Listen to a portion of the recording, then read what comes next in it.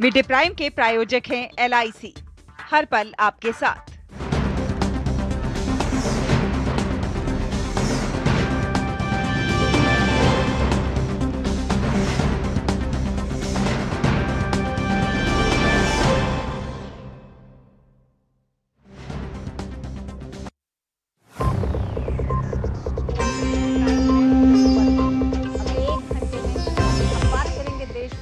बड़ी खबरों की बताएंगे कि किस तरह से संसद के बजट सत्र का आज 7वां दिन है। पीएम मोदी आज राज्यसभा में राष्ट्रपति के अभिभाषण पर धन्यवाद प्रस्ताव पर चर्चा का जवाब दे सकते हैं।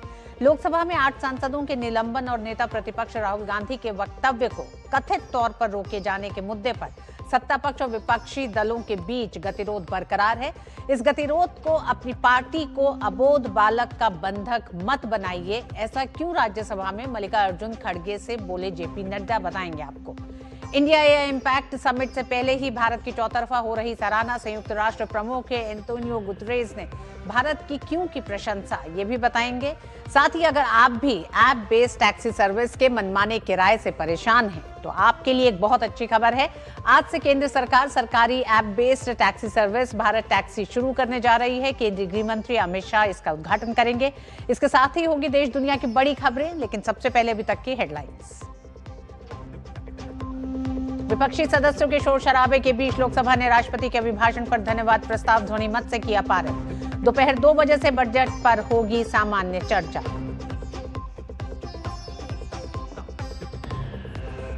राज्यसभा में विपक्ष के हंगामे पर सत्ता पक्ष ने दी नसीहत। नेता सदन जेपी नड्डा ने कहा, अबोध बालक के लिए कांग्रेस को न बनाए बंधक। किरण रिजिजू और निर्मला सीतारमण ने भी राहुल गांधी को लिया निशाने पर।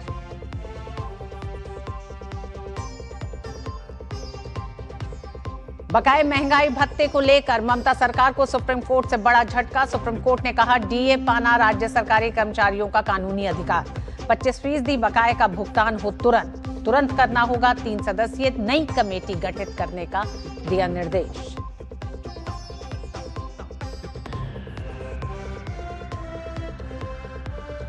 अमेरिका से ट्रेड डील को केंद्रीय कृषि मंत्री ने बताया ऐतिहासिक। शिवराज सिंह चौहान ने कहा, भारत ने कृषि और किसानों के हितों को दी प्राथमिकता। अफवाहों को लेकर विपक्ष को लगाई फटकार।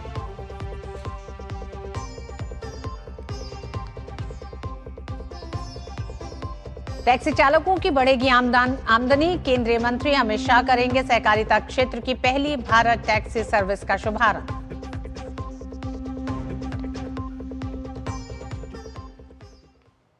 लोकसभा में विपक्ष के लगातार हंगामे के बीच राष्ट्रपति के अभिभाषण पर धन्यवाद प्रस्ताव गुरुवार को ध्वनिमत से पारित कर दिया गया। शोर शराबे और नारेबाजी के कारण सदन की कार्यवाही सुचारू रूप से नहीं चल सकी, जिसके चलते लोकसभा अध्यक्ष ओम बिरला ने बैठक दोपहर 2 बजे तक के लिए स्थगित कर दी है। एक बार के स्थगन के बाद जब दोपहर 12 बजे सदन की कार्रवाई एक बार फिर शुरू हुई तो विपक्षी सांसदों ने विभिन्न मुद्दों को लेकर फिर नारेबाजी करनी शुरू की। अध्यक्ष ओम बिरला ने आवश्यक दस्तावेज सदन पटल पर रखवाए और आसन के समीप प्रदर्शन कर रहे विपक्षी सांसदों को बैनर न दिखाने का एक बार फिर निर्देश दिया। लगातार हंगामे के बीच ही अध्यक्ष ने राष्ट्रपति द्रौपदी मुर्मू द्वारा 28 जनवरी को लोकसभा और राज्यसभा की संयुक्त बैठक में दिए गए अभिभाषण पर लाए गए धन्यवाद प्रस्ताव को सदन के समक्ष रखा था। भारी शोर शराबे के बावजूद लोकसभा ने ध्वनिमत से इस प्रस्ताव को पारित कर दिया। धन्यवाद प्रस्ताव पारित होने के तुरंत बाद दोपहर 12:05 पर लोकसभा की कार्यवाही दोपहर 2 बजे तक के लिए स्थगित कर दी गई। सत्र में समवेत लोकसभा के सदस्य राष्ट्रपति के उस अभिभाषण को जो उन्होंने 28 जनवरी 2024 को एक साथ समवेत संसद की दोनों सभाओं के समक्ष देने की कृपा की है, उनके प्रति हम अत्यंत आभारी हैं। जो सदस्य इसके पक्ष में हाँ गए, सदस्य विरोध में ना गए, मेरे विचार में निर्णय हाँ वालों के पक्ष हुआ, प्रस्ताव स्वीकृत हुआ।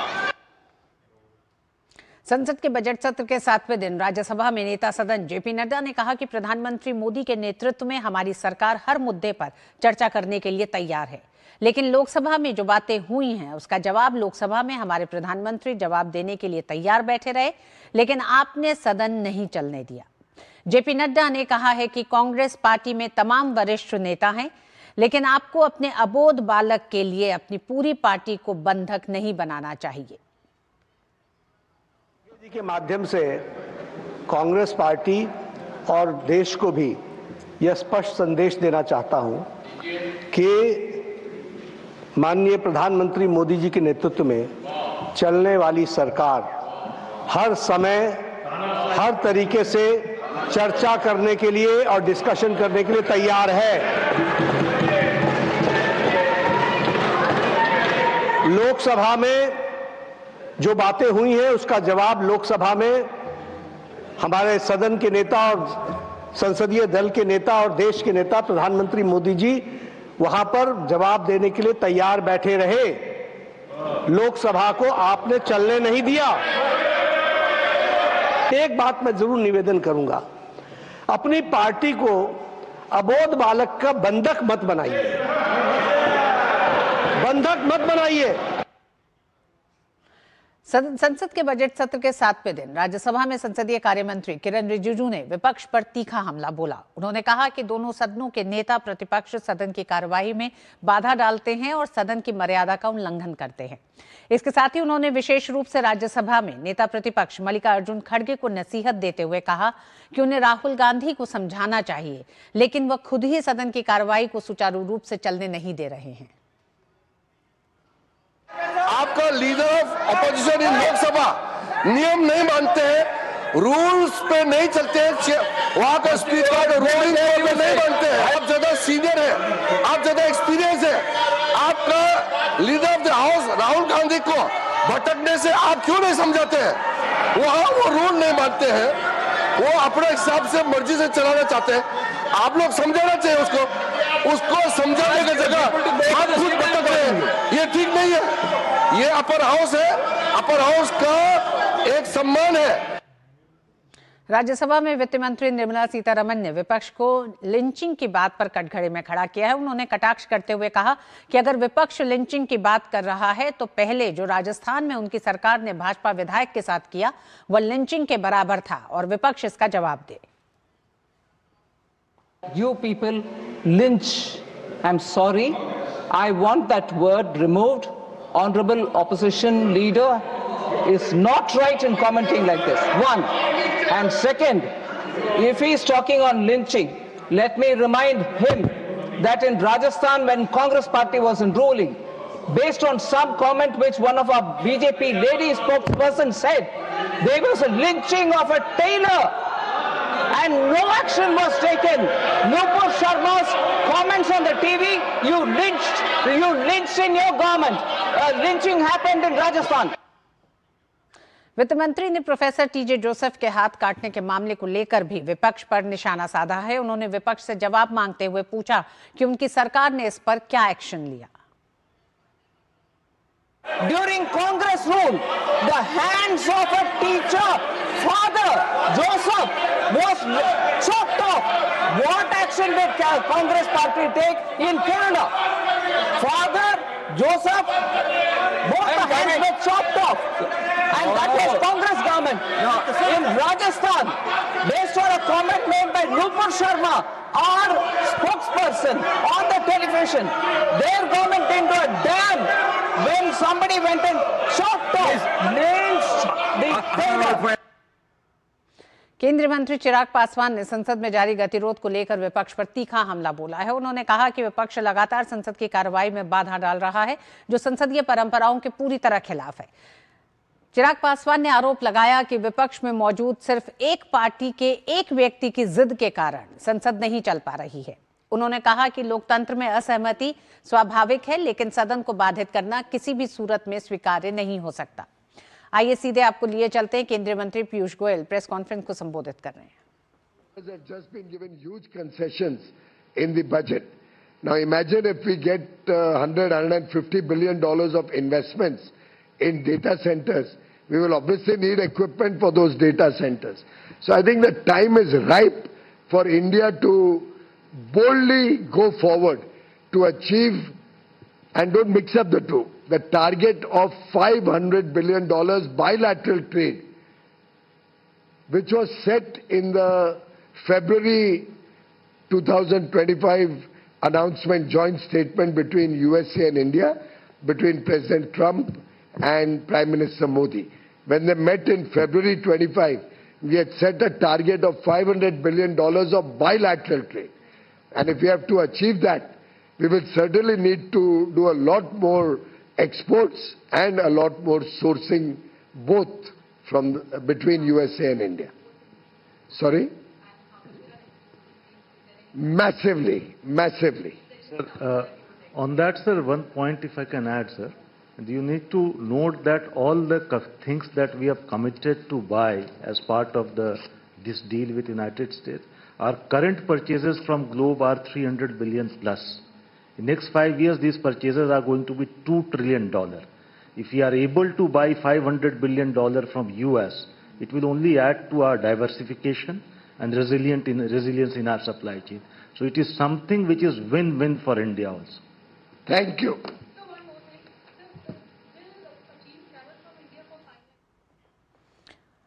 केंद्रीय वाणिज्य और उद्योग मंत्री पीयूष गोयल संवाददाता सम्मेलन को संबोधित कर रहे थे, जिसमें उन्होंने साफ संकेत दिया भारत अमेरिका के बीच व्यापार वार्ता पर अगले 4-5 दिनों में संयुक्त वक्तव्य आ सकता है। मार्च के मध्य तक डील पर अंतिम समझौता हो जाएगा। तो और आइए एक बार फिर बात करते हैं। हम बात कर रहे थे संसद में चल रहे गतिरोध को लेकर। भाजपा सांसद निशिकांत दुबे अपने आक्रामक अंदाज के लिए जाने जाते हैं। आज संसद पहुंचने पर निशिकांत दुबे ने हाथों में एक बैग दिखाया और कहा कि इसमें किताबों का जखीरा है, फाइल है जो किसी के पास नहीं है और आज फिर पोल पट्टी खोलूंगा। बुधवार को भी भाजपा सांसद निशिकांत दुबे ने गांधी नेहरू परिवार से जुड़ी अनेक पुस्तकों को लोकसभा में लहरा कर राहुल गांधी को करारा जवाब दिया था। आज फिर बुक्स लाए हैं सर। आज फिर जखीरा लेकर आए। वही बुक्स है सर, दूसरी है वही बुक्स? एक किताबें। अच्छा, ऐसी चीजें हैं, फाइल है जी, कई एक ऐसी फाइल है जो देशों को नहीं पता है, सब कुछ मेरे पास है। और आइए सुनते हैं सांसद चिराग पासवान ने क्या कहा।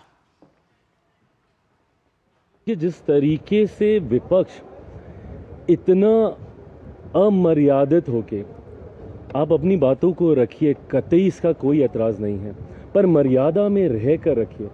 और मैं ये मानता हूं कि आप कड़े से कड़ा प्रहार भी मर्यादित भाषा में कर सकते हैं। इस्तेमाल कीजिए ना, देश की सबसे बड़ी पंचायत है, इस मंच का इस्तेमाल कीजिए। बोलिए अपने नेताओं को, अपने सांसदों को कि बड़ी से बड़ी, कड़वी से कड़वी बात रखें, पर मर्यादित होकर रखें। आप मुझे बताइए ये कैसी परंपरा की शुरुआत कर रहे हैं ये लोग, जहां टेबल पे चढ़ जाते हैं, सेक्रेटरी जनरल के टेबल के ऊपर खड़े हुए हैं। मुझे तो अफसोस इस बात का है कि एक व्यक्ति के अहंकार में, नेता प्रतिपक्ष के अहंकार में पूरा विपक्ष वॉश आउट हो रहा है। और लोकसभा के सांसद प्रवीण खंडेलवाल ने विपक्ष के रवैये पर कड़ा हमला बोला है। उन्होंने कहा है कि विपक्ष का ये व्यवहार बेहद ही शर्मनाक है। प्रवीण खंडेलवाल ने आरोप लगाया कि विपक्ष जानबूझकर सदन की कार्रवाई में बाधा डाल रहा है और प्रधानमंत्री के विचारों को देश तक पहुंचने से रोकना चाहता है। उन्होंने कहा कि देश आज प्रधानमंत्री नरेंद्र मोदी को सुनने के लिए इंतजार कर रहा है, खासतौर पर उनके व्यक्तित्व, नेतृत्व और विजन को समझने के लिए।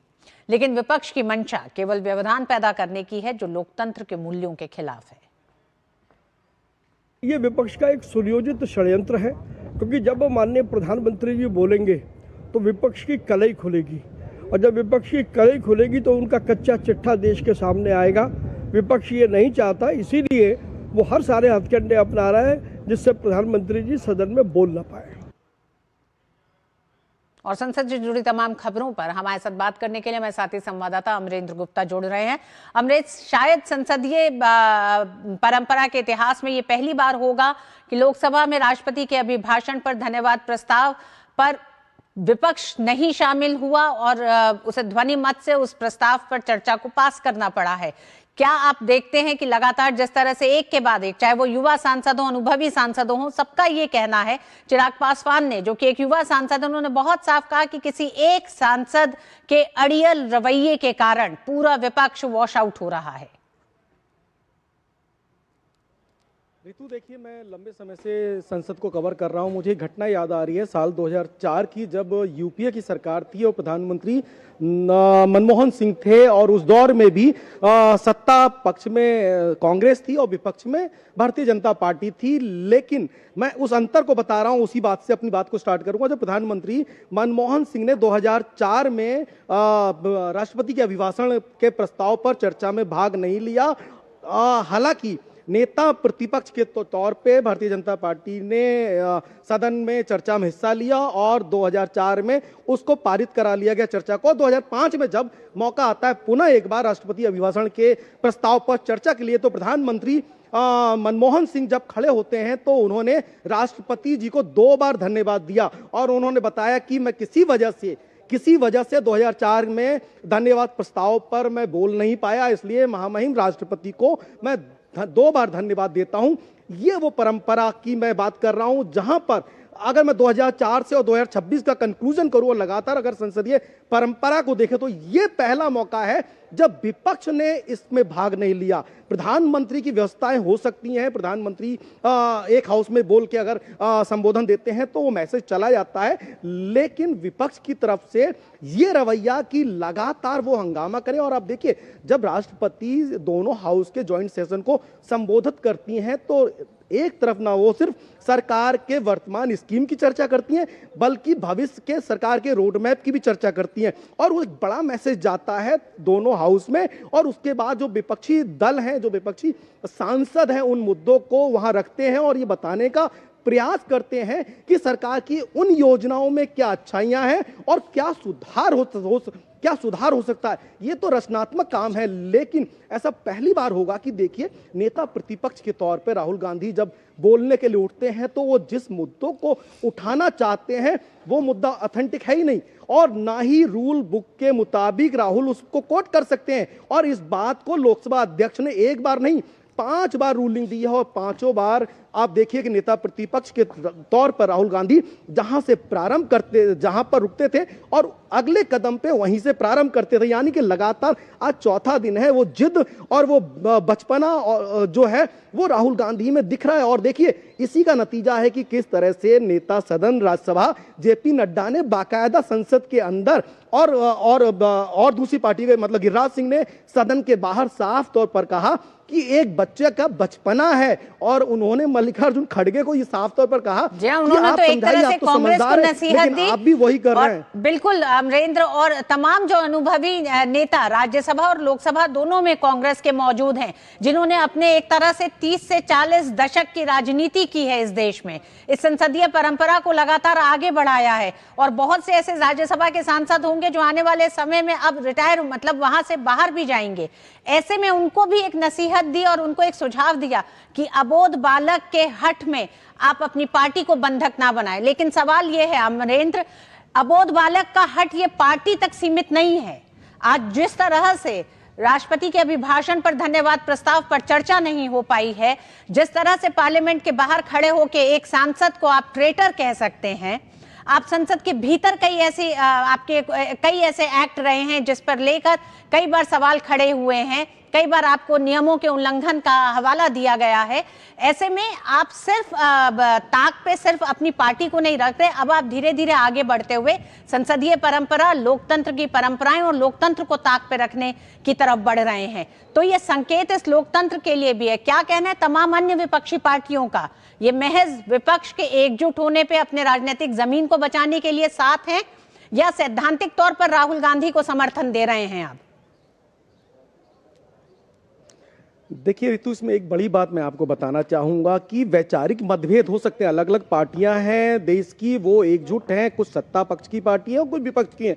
मतभेद हो सकते हैं, लेकिन लोकतंत्र की यही तो खूबसूरत तस्वीर है कि मतभेद नहीं होता है। और पूरे देश में और दुनिया में जो तस्वीर जाती है वो यही जाती है कि लोकतंत्र में वैचारिक मतभेद होना स्वाभाविक है, लेकिन मतभेद नहीं होना चाहिए। लेकिन जो कल की जो घटना है मकर द्वार पे, मैं उसका विटनेस हूं, जब राहुल गांधी उन 8 सांसदों के साथ विपक्ष के तमाम सांसदों के साथ संवाद कर रहे होते, उनको बता रहे होते कि उनको क्या करना है। ऐसे में जो केंद्रीय मंत्री है मंत्री हैं रवनीत सिंह बिट्टू आते हैं मकर द्वार पर, और मकर द्वार पर आते ही जिस तरह से रवनीत सिंह बिट्टू पर कमेंट होता है, और उसके बाद जब राहुल गांधी ने उनको अपना दुश्मन दोस्त बताया, उसके बाद जब बिट्टू ने कहा हाथ मिलाया राहुल गांधी ने, तो रवनीत सिंह बिट्टू ने उनसे हाथ मिलाने से मना कर दिया और कहा कि मैं दुश्मनों से हाथ नहीं मिलाता हूं। और उससे पहले राहुल गांधी के जब सांसद कमेंट कर रहे थे तो रवनीत सिंह बिट्टू ने कहा कि आप लोग मकर द्वार पर ऐसे बैठे हैं जैसे कोई जंग जीत कर आए हैं, तो उनका साफ तौर पर तंज था। उसके बाद आपने देखा कि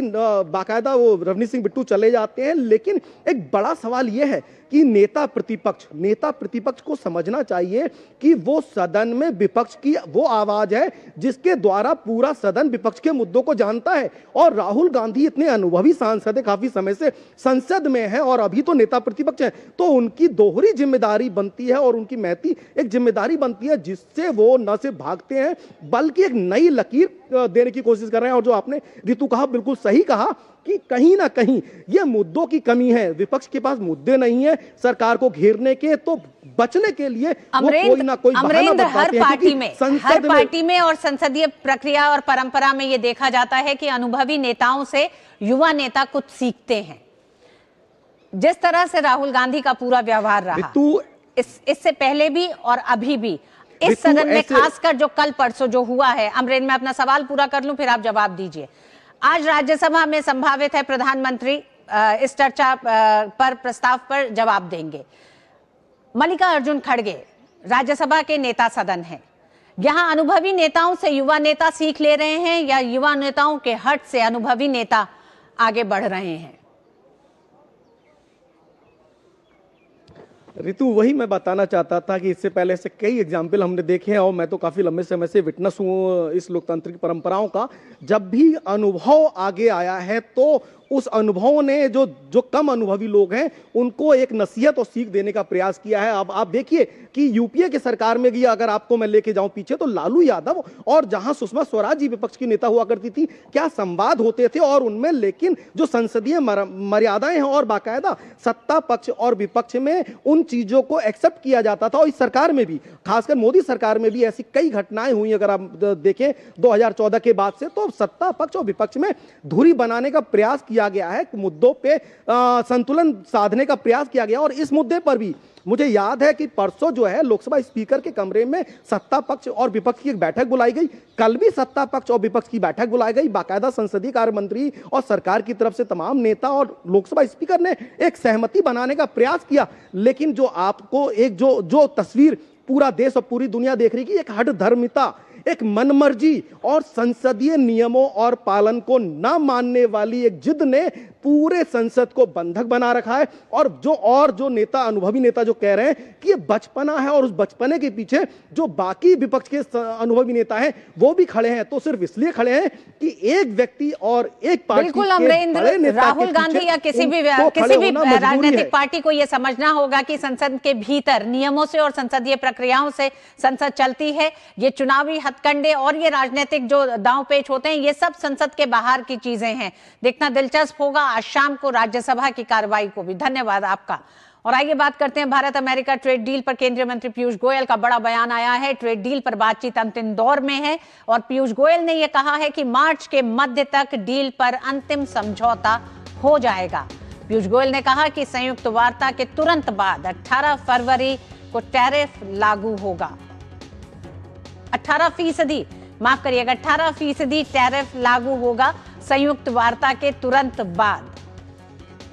अजय हमारे साथ जुड़ गए हैं। अजय, इस प्रेस कॉन्फ्रेंस में पीयूष गोयल ने जो कहा है उस पर आगे अपडेट आपसे चाहेंगे।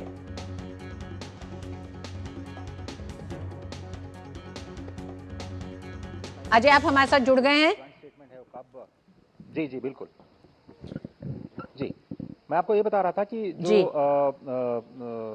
जो भारत और अमेरिका के बीच में जो अभी ट्रेड डील अनाउंस हुई है उस पर जो संयुक्त वार्ता है, जो संयुक्त जॉइंट स्टेटमेंट है, उसको कब तक लागू किया जाएगा, ये सभी लोगों का सवाल था। तो स्पष्ट तौर पर यह कह दिया गया है कि 4 से 5 दिनों का वक्त उसमें लग सकता है, लेकिन उसके बाद जो 18% का टैरिफ है वो तो तुरंत लागू हो जाएगा, क्योंकि एडमिनिस्ट्रेटिव ऑर्डर्स के जरिए अमेरिका के टैरिफ पूरे दुनिया पे लागू होते हैं। लेकिन चूंकि भारत जो है उसकी कानूनी प्रक्रिया होती है, भारत जो टैरिफ लगाता है तो उसके लिए जो लीगल टर्म्स ऑफ रेफरेंस है उसको साइन होने में थोड़ा वक्त लग सकता है। तो उसके लिए जो समय सीमा निश्चित की गई है वो है मार्च मध्य तक। लेकिन ये तो तय है कि भारत और अमेरिका के बीच जो डील है उस पर अंतिम सहमति बन गई है। अभी केवल कुछ ही दिनों की बात है जब भारत में जो टैरिफ है वो 50% से घट करके 18% पर आ जाएगा। ये बहुत बड़ी बात है। दूसरी बड़ी खबर ये कि जो राष्ट्रपति ट्रंप की तरफ से लगातार एक बयान मीडिया में चल रहा है कि $500 बिलियन का एक्सपोर्ट्स वो भारत को करेंगे। भारत ने स्पष्ट तौर पर कह दिया है कि निवेश को लेकर के अभी तक कोई कमिटमेंट नहीं किया गया है। हालांकि हम ये जानते हैं कि अभी हम दोनों देशों के बीच में जो ट्रेड है उसको 2030 तक $500 बिलियन तक ले जाने का लक्ष्य दोनों ही जो नेता है उन्होंने लिया था 12 फरवरी को पिछले साल। और आगे जाते हुए ये उम्मीद की जा सकती है कि भारत ज्यादा सोर्सिंग करेगा, डेटा सेंटर में बड़े इन्वेस्टमेंट आ सकते हैं। हमने अभी बजट में उस पर एक बड़ा ऐलान देखा है। इसी तरह से जो इमर्जिंग टेक्नोलॉजीज हैं, AI है, उसमें एक बड़ा निवेश अमेरिका से देखने को मिल सकता है। लेकिन भारत ने अभी कोई कमिटमेंट नहीं किया है जैसा कि प्रेसिडेंट ट्रंप या फिर उनके प्रशासन की तरफ से दावा किया जा रहा है। तो ये दो बड़ी बातें निकल करके आज प्रेस कॉन्फ्रेंस के जरिए आई और उम्मीद ये की जा रही है कि दोनों ही बड़े लोकतंत्रों के बीच में अब ये जो अनिश्चितता का दौर था खत्म हो जाएगा। और उसके साथ ही भारत ने एक और पहल आज कर दी है। यूरोपियन यूनियन और अमेरिका के बाद अब खाड़ी देशों के सबसे बड़े समूह GCC के साथ भी व्यापार वार्ता की आज औपचारिक शुरुआत हो चुकी है। जी अजय, जिस तरह से आप बता रहे हैं अगले 5 से 4 दिन में संयुक्त वार्ता, एक तरह से संयुक्त वक्तव्य जारी होगा और उसके बाद से ये 18% का टैरिफ लागू हो जाएगा। इस 18% के टैरिफ लागू होने के साथ साथ मार्च मध्य तक इस पूरे समझौते पर मोहर भी लग जाएगी। चिंताएं बहुत हैं जिसको लेकर लगातार उस पे एक तरह से खुलासा किया गया और उद्योग और वाणिज्य मंत्री ने भी बहुत साफ कहा है कि किसानों के और दुग्ध क्षेत्र के जो उत्पादक हैं उनके हितों को बरकरार रखा गया है। बड़ा सवाल यही है कि अब जल्द से जल्द 18% का टैरिफ लागू हो जाएगा, जिसमें मात्र हमें लगता है 1 हफ्ते की और समय लगेगा। क्यों अजय? नहीं, बिल्कुल 4 से 5 दिनों में जैसे ही ये संयुक्त वक्तव्य जारी होगा वो तुरंत प्रभाव से लागू हो जाएगा, क्योंकि जैसा हमने बताया कि भारत और अमेरिका में यही अंतर है कि जो अमेरिका के टैरिफ हैं एग्जीक्यूटिव ऑर्डर के जरिए लगाए जाते हैं, जबकि भारत जो है उसमें लीगल प्रक्रिया से गुजरना पड़ता है। तो भारत की तरफ से जो टैरिफ लगेगा उसको मार्च मध्य तक का समय लग सकता है जब दोनों देश लीगल डॉक्यूमेंट साइन करेंगे। लेकिन उसके जो संयुक्त वक्तव्य के बाद तुरंत एग्जीक्यूटिव ऑर्डर्स जारी हो जाएंगे जिसमें भारत पर 18% का टैरिफ लगना शुरू हो जाएगा। ये बात सच है कि भारत ने हमेशा अपने किसानों और डेयरी सेक्टर और खासतौर पर MSME सेक्टर के हितों का ख्याल रखा है और स्पष्ट तौर पर बार बार कह दिया गया है कि किसानों के हितों के साथ, डेयरी उत्पादकों के हितों के साथ कोई समझौता नहीं किया जाएगा। भारत को अब एक डाइवर्सिफाइड मार्केट मिलेगा और बार बार कल भी संसद के पटल पर वाणिज्य मंत्री ने यह कहा कि भारत अपने एनर्जी डाइवर्सिफिकेशन को ध्यान में रखते हुए सारे फैसले लेता है और उसमें अमेरिका भी एक स्रोत है, वहां से भी हम तेल खरीदेंगे। लेकिन यह कभी नहीं कहा गया कि हमारे दूसरे स्रोत हैं उन पर हमारा क्या फैसला है। आज हमने जो खाड़ी देशों के साथ मुक्त व्यापार समझौते की शुरुआत की है वो भी एनर्जी डाइवर्सिफिकेशन के क्षेत्र में ही इसको एक एक्सटेंशन के रूप में देखा जाना चाहिए। और भारत ने स्पष्ट तौर पर कह दिया है कि अपने राष्ट्रीय हितों को, अपनी ऊर्जा जरूरतों को, अपने खाद्यान्न जरूरतों को, अपने जो स्थानीय हित हैं उनके साथ भारत कोई भी समझौता नहीं करता और अपने राष्ट्रीय हितों को सर्वोच्च प्राथमिकता देते हुए सारी की सारी डील्स जो 8 विकसित देशों के साथ की गई हैं और नवी डील जो कि अमेरिका के साथ होने वाली है उसे अब इफेक्टिव होने में अमेरिका की तरफ से कम केवल 3 से 4 दिनों का वक्त। बहुत बहुत धन्यवाद अजय इस पूरी जानकारी के लिए। और मिड डे प्राइम में वक्त एक छोटे से ब्रेक का है, आप देखते रहिए मिड डे प्राइम।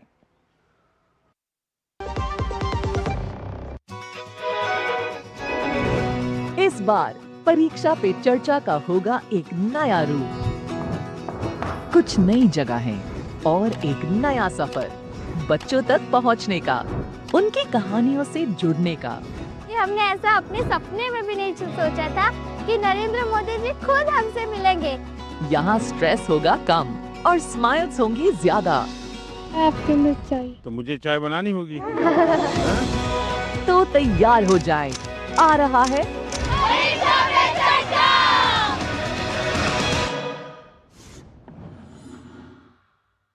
संडे को भी लैपटॉप पे लगे हो? अरे काम वाम छोड़ो, लाइफ में थोड़ा इंटरेस्ट लो। आपके लिए रिक्लाइनर चेयर ऑर्डर कर रहा हूँ, ये देखो अरे इतनी महंगी चेयर क्यों ले रहा है? आप ही कहते हो लाइफ में ज्यादा इंटरेस्ट लो। अब जब ज्यादा इंटरेस्ट मिल रहा है तो कहीं खर्चने तो दो। ज्यादा इंटरेस्ट? स्टेबल मनी पे घर बैठे एफडी कराएं और पाएं 1% तक इंटरेस्ट। स्टेबल मनी, इंडिया का FD booking app, download now. Message dear investor, एक एक्सपर्ट स्टॉक टिप खास आपके लिए। ये ऐप डाउनलोड करो और पैसे डबल करो। एक्सपर्ट जी, बदमाश का बाप हूं मैं। ऐप डाउनलोड करने से पहले मैं आपका पूरा रिपोर्ट कार्ड निकालूंगा। मैं मूर्ख नहीं हूँ। डिस्टेंस यूपीआई कहता है अगर कोई ऐसी सलाह दे तो पहले एडवाइजर की पूरी जांच कर ले और कहे मैं मूर्ख नहीं।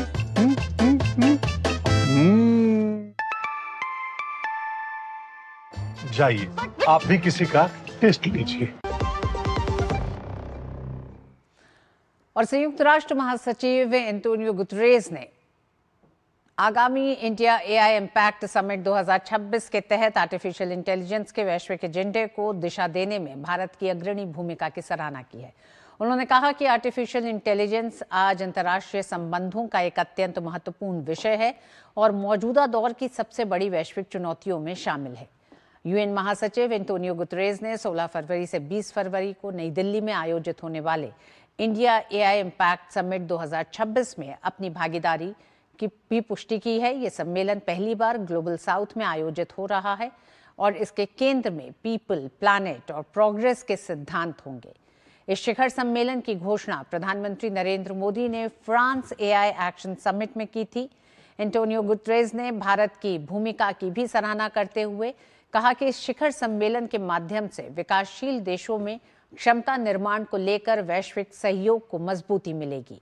उन्होंने कहा कि एआई के प्रभावों को समझने और ज्ञान अंतर को दूर करने के लिए एक स्वतंत्र अंतर्राष्ट्रीय वैज्ञानिक पैनल का गठन किया गया है, जिसमें दुनिया भर से 40 विशेषज्ञों को शामिल किया गया है। इन विशेषज्ञों में भारत से बालारामन रविंद्रन आईआईटी मद्रास के प्रोफेसर का नाम भी शामिल है।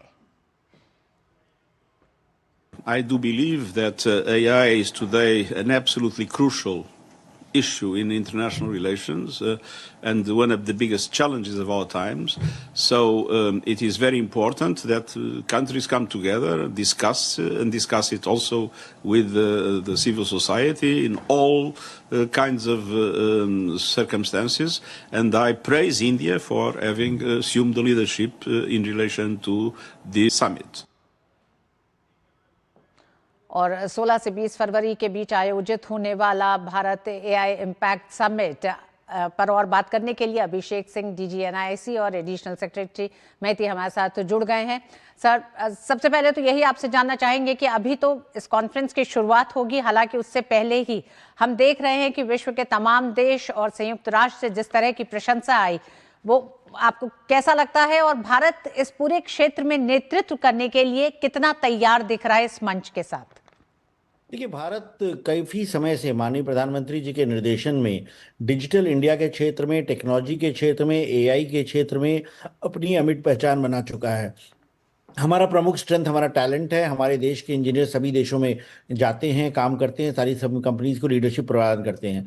और प्रधानमंत्री जी ने जो विजन दिया फ्रेंच एक्शन समिट में कि एआई फॉर ह्यूमैनिटी, कैसे हम इंक्लूजन को इंश्योर करें, कैसे हम एआई ऐसा बनाएं जिससे लोगों की ज़्यादा बेनिफिट्स हो पाए, तो वह आज के पूरे एआई डिस्कशन को ग्लोबली जितना डिस्कशन हो रहा है उसको गाइड कर रहा है। जो जिस रिपोर्ट की बात की गई, जो योशुआ बेंजियो की साइंटिफिक पैनल रिपोर्ट है और जो यूएन के सेक्रेटरी जनरल साहब ने जो कहा, वो उसी दिशा में भारत के दृष्टिकोण को दर्शाता है कि कैसे हम एक तरफ एआई का इस्तेमाल करके वैश्विक समस्याओं को, स्वास्थ्य की, शिक्षा जगत की, कृषि जगत की और आम लोगों की ज़रूरतों को पूरा कर पाएं, और वहीं हम ऐसा एआई बना पाएं जो कि सुरक्षित हो, जिससे व्यक्तियों का नुकसान ना हो। एआई जनरेटेड कंटेंट को हम लेबल कर पाएं ताकि जो आम लोग एआई से डील करते हैं उन्हें समझ आ पाए कि वो एआई देख रहे हैं या कुछ और देख रहे हैं। तो ये जो एक बैलेंस है इनोवेशन और सेफ्टी में, वो एक भारत का यूनिक अप्रोच है जिसकी पूरी विश्व सराहना करता है, और उसी को हम इस एआई समिट में भी पूरे दुनिया के सामने प्रदर्शित करेंगे। अभिषेक सिंह जी, एआई के इस मंच से पहले आप किस तरह से देखते हैं ये मंच पूरे विश्व के लिए तैयार, और खासकर जिस तरह से हम बात कर रहे हैं एक बैलेंसिंग की भी, क्योंकि इस टेक्नोलॉजी को लेकर, आर्टिफिशियल इंटेलिजेंस को लेकर एक बार फिर माहौल वो ना हो जाए आने वाले समय में या मौजूदा दौर में भी कि विकसित देशों तक तो सब कुछ पहुंच हो सुनिश्चित, लेकिन विकासशील देश और ग्लोबल साउथ के वो देश वो इससे थोड़े वंचित रह जाए। तो इस मंच को आप किस तरह से देखते हैं, भागीदारी के लिहाज से कैसा देख रहे हैं? देखिए, भारत में यह जो समिट हो रहा है 16 से 20 फरवरी को, यह पहली बार ऐसा कोई समिट ग्लोबल साउथ में हो रहा है, एक डेवलपिंग कंट्री में हो रहा है। इसके पहले के समिट्स यूके में ब्लेचली पार्क में 2023 में, कोरिया में 2024 में, गत वर्ष फ्रांस में हुआ। तो जो भारत में एक और जो अपेक्षा है सारे डेवलपिंग कंट्रीज की, ग्लोबल साउथ की, कि कैसे वो भी टेक्नोलॉजी के इस दौर में, एआई के इस दौर में भागीदार बने, ना कि सिर्फ एआई के यूजर्स बने बल्कि एआई के डेवलपमेंट, डिप्लॉयमेंट, एआई के गवर्नेंस में उनकी आवाज़ भी सुनी जाए। तो चूंकि भारत ने डिजिटल टेक्नोलॉजीज में काफ़ी लीडरशिप ली है, पहले भी डिजिटल पब्लिक इंफ्रास्ट्रक्चर का जो नाम कॉइन किया गया वह G20 में भारत की अध्यक्षता में जब G20 समिट हुआ उसी दौरान हुआ। तो विश्व के तमाम देश, विशेष तौर पे डेवलपिंग कंट्रीज और ग्लोबल साउथ के देश भारत से जानना चाहते हैं कि एआई को हम डेमोक्रेटाइज कैसे कर सकते हैं, कैसे हम ये सुनिश्चित कर सकते हैं कि एआई सिर्फ चुनिंदा देशों और चुनिंदा कंपनियों के द्वारा न निर्धारित की जाए, बल्कि हर देश के वैज्ञानिक, हर देश के रिसर्चर, हर देश के स्टार्टअप्स, इनको भी मौका मिले एआई के इस दौर में जुड़ने का, उनको कंप्यूट का एक्सेस मिलने का, जीपीयूज मिलने का, डेटा सेट्स मिलने का, एल्गोरिदम्स, एप्लीकेशंस मिलने का। तो भारत कई अर्शों में इस समिट में ग्लोबल साउथ के एजेंडा को, डेमोक्रेटाइजिंग एआई के एजेंडा को फोरफ्रंट पे रखने में कामयाब हो रहा है। जी, अब अभिषेक सिंह जी, हम देख रहे हैं बजट में भी एआई को लेकर जो बड़े प्रावधान किए गए हैं, उस लिहाज से ये मंच भारत के भविष्य के लिए, यानी विकसित भारत 2047 के लिए जब भारत आगे बढ़ रहा है, एआई एक बहुत महत्वपूर्ण एक ऐसा क्षेत्र होने जा रहा है जिसका जिक्र संयुक्त राष्ट्र अध्यक्ष ने भी बहुत साफ ये कहा है कि आने वाले समय में वैश्विक संबंधों में भी एआई की एक बड़ी भूमिका होने जा रही है। तो आप किस तरह से इस मंच से इन संबंधों में एक तरह से और बेहतर होते संबंधों को देखते हैं, और वैश्विक स्तर पे भी इस मंच के बाद किस तरह के असर को देखते हैं जो भारत में भी मदद करेगा भारत की अपनी विकास यात्रा में? देखिए, बजट में जो डिसीजंस लिए गए हैं कि डेटा सेंटर जो भारत में बनेंगे, जो ग्लोबल कंट्रीज के द्वारा डेटा सेंटर बनाया जाएगा, उसमें हम 2047 तक उनको टैक्स एग्जम्पशन दे रहे हैं, सेफ हार्बर में उनको बेनिफिट्स दे रहे हैं। तो इसका प्रमुख उद्देश्य यही है कि भारत को एक data centre capital of the world, AI inferencing capital of the world के रूप में उभारा जा सके। हमारे देश में बिजली प्रचुर मात्रा में अवेलेबल है, रिन्यूएबल एनर्जी में हम विश्व में अग्रणी देशों में से हैं। डेटा सेंटर बनाने की जो कीमत है वो हमारे देश में लगभग आधी है। जब हम कंपेयर करें अमेरिका जैसे देशों से या मिडिल ईस्ट से, भी हमारे देश में बहुत जल्दी समय में डेटा सेंटर तैयार हो जाता है। तो तमाम देशों की जो एआई एप्लीकेशंस हैं, उनकी जो इन्फ्रेंसिंग है, उसके लिए एआई कंप्यूट की आवश्यकता होती है। तो inferencing as a service Bharat प्रदान कर सकता है, और चूंकि हमारे देश में टैलेंट ऑलरेडी है, तो ये टैलेंट और जब डेटा सेंटर के इंफ्रास्ट्रक्चर की कैपेबिलिटी अवेलेबल हो जाएगी, तो हम AI use cases, AI applications, global competency centres, ये सब भी बनाने में सक्षम होंगे। और तमाम देश भारत में निवेश करने के लिए, तमाम कंपनीज भारत में निवेश करने के लिए इच्छुक हैं, और जिससे न सिर्फ हमारे देश में रोजगार क्रिएट होगा, हमारे देश में इकोनॉमिक ग्रोथ आएगा, बल्कि हमें पूरी दुनिया को इन सब सर्विसेज देने से हमारे संबंधों में भी इम्प्रूवमेंट होगा। जी, अभिषेक सिंह जी, आपने जिक्र कर दिया है कि आने वाले समय में एआई के क्षेत्र में रोजगार भी ज्यादा बढ़ेंगे, तो हम चाहेंगे कि एक बार आप ये भी बताएं कि युवाओं के लिए रोजगार के कौन से वो नए एक तरह से क्षेत्र खुलेंगे एआई के क्षेत्र में ही, या आने वाले समय में अगले 10 से 15 साल में अपनी पढ़ाइयों को किस तरह से वो करें कि युवाओं के लिए एक नया अवसर खुले? देखिए, एआई इकोसिस्टम में, डेटा इकोसिस्टम में बहुत सारे ऐसे जॉब्स नए खुलेंगे जिसमें जिन लोगों को एआई की पारंगता हासिल है उनको अच्छे मौके मिलेंगे, उनको वेतनमान भी अच्छा मिलेगा, उनको अपॉर्चुनिटीज भी अच्छी मिलेंगी। पूरा विश्व देख रहा है किस तरह से एआई ट्रांसफॉर्मेशन इंजीनियर्स की, फॉरवर्ड डिप्लॉयमेंट इंजीनियर्स की, एजेंटिक एआई में एक्सपर्टाइज रखने वालों की, डेटा साइंटिस्ट की, डेटा एनालिस्ट की पूरी आवश्यकता है। तो इसके लिए हर व्यक्ति, चाहे वो कोई भी सब्जेक्ट पढ़ रहा हो, जरूरी ना हो कि इंजीनियरिंग ही कर रहा हो या साइंस पढ़ रहा हो, इवन इकोनॉमिक्स पढ़ने वाले बच्चे या ह्यूमैनिटीज लिबरल आर्ट्स पढ़ने वाले बच्चे या फिर लॉ या मेडिसिन पढ़ने वाले बच्चे, उन सबको आवश्यकता है कि एआई की बेसिक जानकारी हासिल करें, डेटा साइंस के बारे में समझे, डेटा एनालिस्ट के बारे में समझे। तो यह जब कर पाएंगे, और जब आप ग्रेजुएट हो रहे हो, अंडर ग्रेजुएट या किसी भी सब्जेक्ट में हो रहे हो, तो अगर आपके पास एआई की थोड़ी भी नॉलेज है, क्षमता है, तो आपको रोजगार मिलने में मददगार साबित होगी। हमने अभी एक युवा एआई 101 का एक कोर्स लॉन्च किया, युवा एआई करके। ये सारे प्लेटफॉर्म से अवेलेबल है, फ्यूचर प्राइम पे, स्किल्स पे अवेलेबल है, दीक्षा पे अवेलेबल है, इसके अलावा कोर्सेरा पे अवेलेबल है, खान अकेडमी पे अवेलेबल है। तो इस कोर्स को भी 4 घंटे का कोर्स है, सभी बच्चों को करना चाहिए, स्कूली बच्चे विशेष तौर पे। जो व्यक्ति भी एआई के बारे में कुछ भी जानना चाहता है, उनको ये कोर्स करने में बहुत फायदे होंगे। अभी ऑलरेडी हमने 15 दिन पहले ये कोर्स लॉन्च किया, 1 लाख से ज़्यादा बच्चों ने कंप्लीट कर लिया है।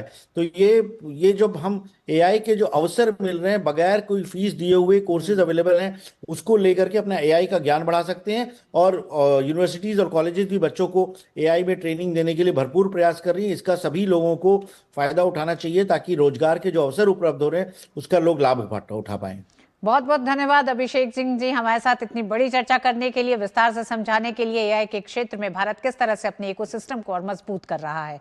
मिड डे प्राइम में वक्त एक छोटे से ब्रेक का है, आप देखते रहिए डीडी न्यूज। गांवों के विकास की दिशा अब गांव खुद तय करेंगे।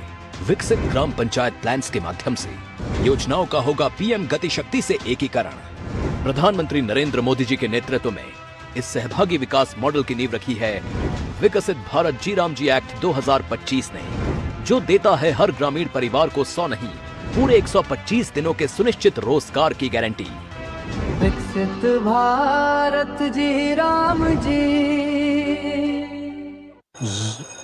मैसेज डियर इन्वेस्टर, एक एक्सपर्ट स्टॉक टिप खास आपके लिए। ये ऐप डाउनलोड करो और पैसे डबल करो। एक्सपर्ट जी, बदमाश का बाप हूँ मैं। ऐप डाउनलोड करने से पहले मैं आपका पूरा रिपोर्ट कार्ड निकालूं।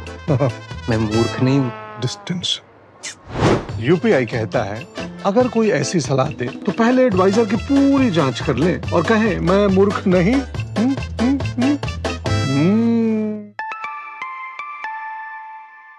जाइए, आप भी किसी का टेस्ट लीजिए।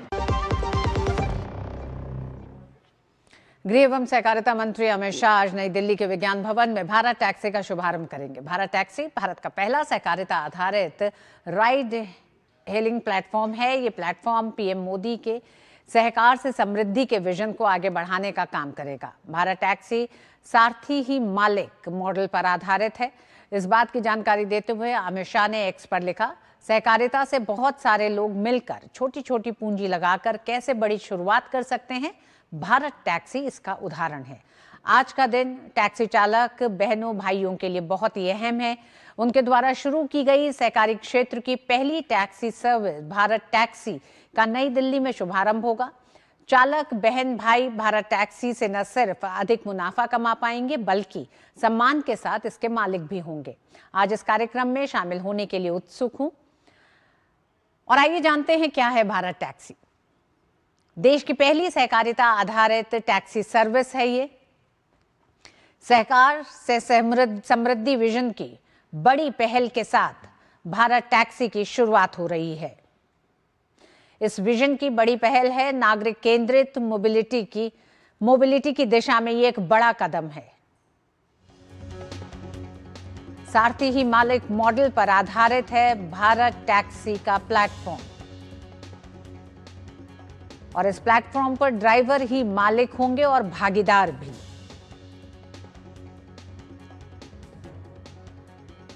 एग्रीगेटर शोषण से मुक्ति का ये एक नया मॉडल है। और भारत टैक्सी मॉडल में 0 कमीशन, सर्ज फ्री प्राइसिंग है। अनुज हमारे साथ जुड़े हुए हैं। अनुज, सहकारिता से समृद्धि के इस संकल्प और इस संदेश के साथ भारत टैक्सी की शुरुआत होने जा रही है। जानेंगे कि देश को ये पता चले कि किस तरह से भारत टैक्सी इस प्रतिस्पर्धा भरी हायर टैक्सी की दुनिया में एक नई शुरुआत होने जा रही है, बल्कि आत्मनिर्भर भारत की एक कहानी भी कहती है।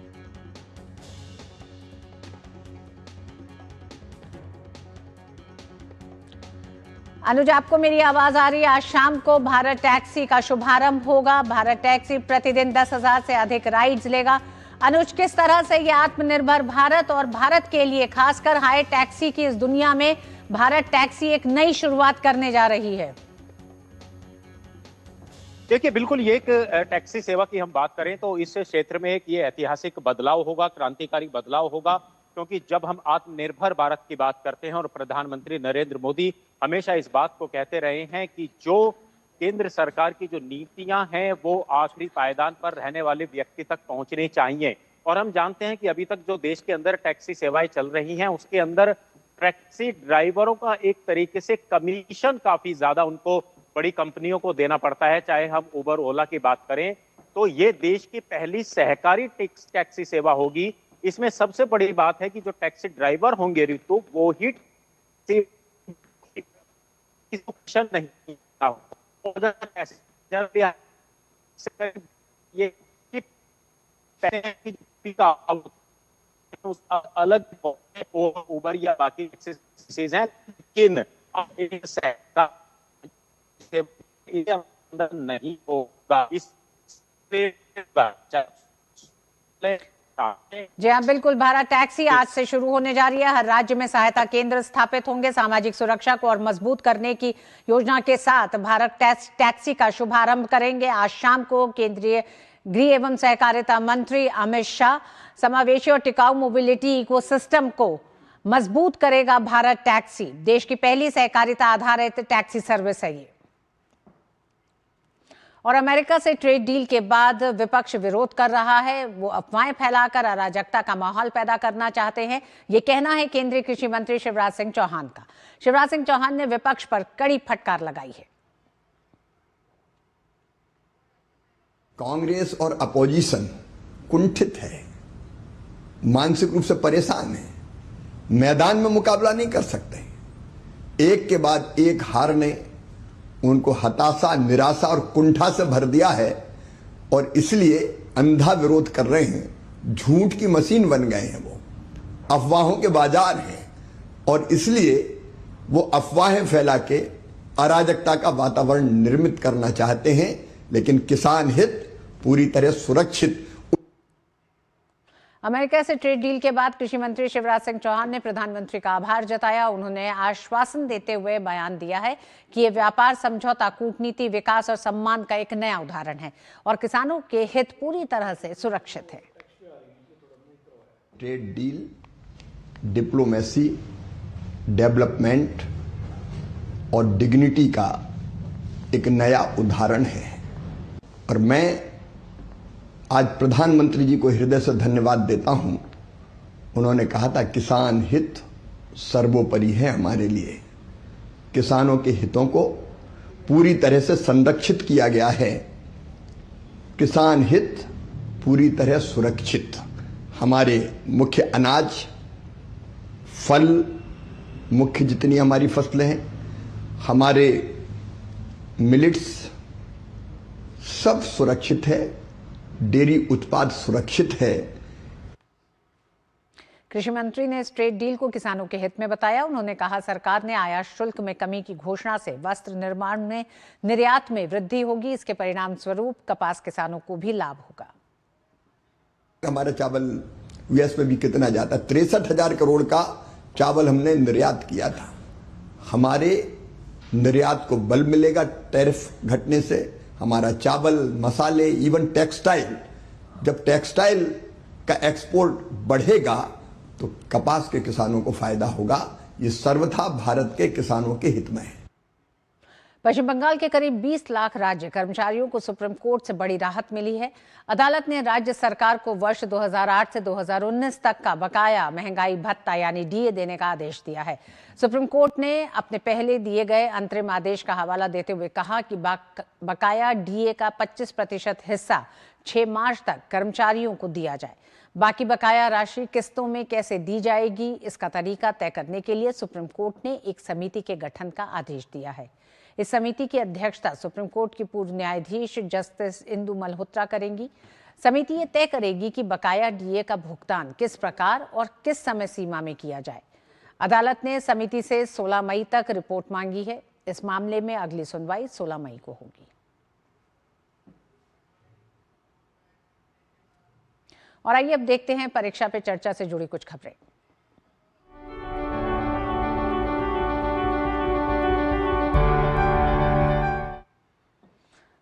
प्रधानमंत्री नरेंद्र मोदी 6 फरवरी को देश भर के छात्र छात्राओं के साथ परीक्षा पर चर्चा कार्यक्रम के तहत संवाद करेंगे। ये कार्यक्रम हर साल आयोजित किया जाता है, जिसका छात्रों को बेसब्री से इंतजार रहता है। परीक्षा के समय छात्रों में बढ़ते तनाव को कम करने और उन्हें प्रेरित करने के उद्देश्य से ये पहल की जाती है। आने वाली परीक्षाओं को लेकर बॉलीवुड अभिनेत्री तृप्ति डिमरी ने परीक्षार्थियों में उत्साह भरने वाला संदेश दिया है। उन्होंने कहा कि परीक्षा को लेकर नर्वस होना स्वाभाविक है, मगर इससे घबराना नहीं चाहिए। Hi, this is Tripti Dimri. It's exam time और सच बोलूं तो एग्जाम के टाइम थोड़ा नर्वस सब होते हैं, मैं भी बहुत होती थी। पर स्ट्रेस मत लेना, अपने ऊपर भरोसा रखो, मेहनत करके पढ़ाई करो, बाकी सब हो जाएगा। Wishing you all the very best for your exams. जाने माने अभिनेता राजकुमार राव ने कहा है कि परीक्षा सिर्फ एक पड़ाव है, जिंदगी इससे बहुत बड़ी है, इसलिए परीक्षा को लेकर ज्यादा तनाव न लें। My dear students, I know आप लोगों के एग्जाम आ रहे हैं और ये एग्जाम्स का प्रेशर फील करना ना बहुत ही नॉर्मल सी बात है। ये हम सब ने फील किया है लाइफ में। पर ये एग्जाम्स, ये रिपोर्ट कार्ड के मार्क्स, ये आपकी लाइफ को डिफाइन नहीं करते हैं। आपकी लाइफ को डिफाइन करती है आपकी मेहनत, आपका टैलेंट, आपकी काबिलियत। यही चीजें हैं जो जिंदगी में आपको आगे लेके जाती है।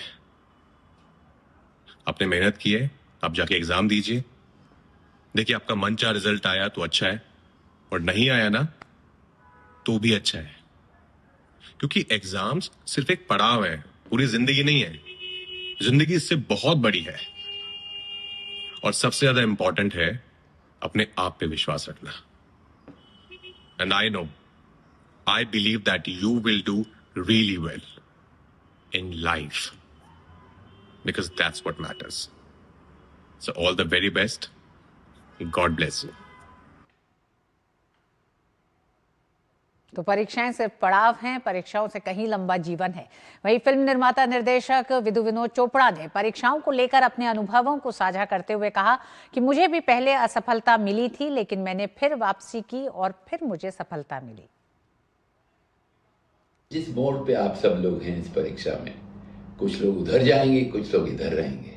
उधर जाएंगे उनको मेरी शुभकामनाएं, जो इधर रहेंगे उनके लिए सिर्फ एक ही मैसेज है, रीस्टार्ट, जीरो से। और अंत में मैं ये कहूँगा कि मैं फिल्म इंस्टीट्यूट के पहले एग्जाम में फेल हो गया था। पूरा साल मैं कश्मीर घर जाके बहुत उदास रहा, लेकिन फिर मेरे मन में एक भावना जागी, रीस्टार्ट की, और नेक्स्ट ईयर मैंने वही एग्जाम टॉप किया। मैं आपके सामने बैठा हूँ, ये सच्ची कहानी है, आप ये कभी मत भूलिएगा। All the best for your exams to every kid who is listening to this. भगवान करे आपके साथ भगवान खुद रहें। धन्यवाद।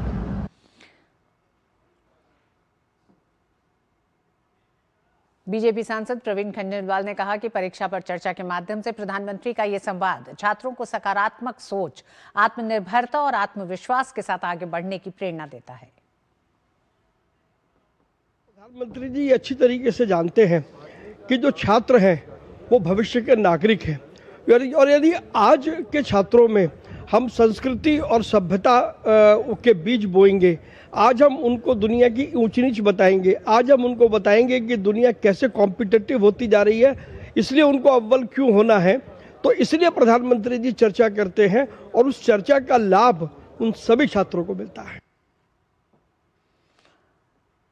और अंत में बात खेल की। महिला प्रीमियर लीग 2026 का फाइनल मुकाबला आज रॉयल चैलेंजर्स बेंगलुरु और दिल्ली कैपिटल्स के बीच खेला जाएगा। मैच वडोदरा के कोटाम्बी स्टेडियम में शाम 7:30 बजे शुरू होगा। आरसीबी ने 2024 में पहली बार ट्रॉफी जीतकर इतिहास रचा था और अब दूसरी बार फाइनल में पहुंची है, जबकि दिल्ली कैपिटल्स लगातार चौथी बार खिताबी मुकाबले में उतर रही है और उसे अब भी अपने पहले खिताब का इंतजार है। दोनों टीमें इससे पहले 2024 के फाइनल में आमने सामने आई थी, जहां आरसीबी ने दिल्ली कैपिटल्स को 8 विकेट से हराकर फाइनल जीता था।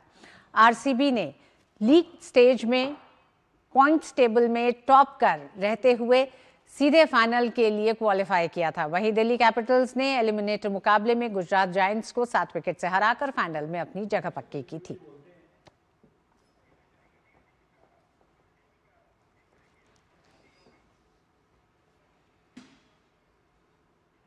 और इसी के साथ मिड डे प्राइम में आज बस इतना ही। मुझे दीजिए अनुमति। डीडी न्यूज पे खबरें जारी रहेंगी। नमस्कार।